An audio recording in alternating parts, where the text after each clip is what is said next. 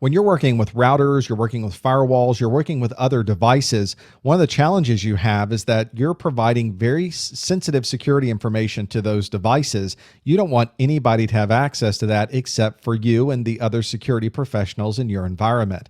Every device works a little bit differently on how it stores data and how it secures data. So you'll want to look at your router or your firewall or your switch to determine how is that information stored and how can I communicate to that device in a way that's not going to provide a lot of data in the clear that somebody might be able to see.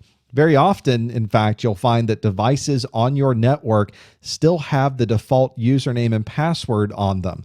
You'll see this a lot for people's home routers. They don't think of changing them. Username admin, login admin. Username administrator, login administrator. It's a very, very common thing, unfortunately, to see this even in some of the largest networks in the world.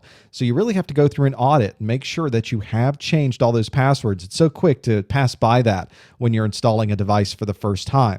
You also have to think about how you're communicating to the device. Are you communicating over a channel that's in the clear traffic? You certainly don't want that. You want to communicate to this device in an encrypted form. So you're going to want to use things like SCP, which is an encrypted method of doing a file copy, or HTTPS, which uses encrypted communication to these devices, or SSH if you need to be able to communicate to the device as well. TFTP, probably not so much. That is in the clear traffic. If somebody wanted to see the configuration files that you're transferring via TFTP, all of your very sensitive security information would be in there. All of the information you added for IP address ranges and the different resources available. If you got your hands on a firewall or a router log or a router configuration, there's a lot of good information in there that bad guys would be able to use.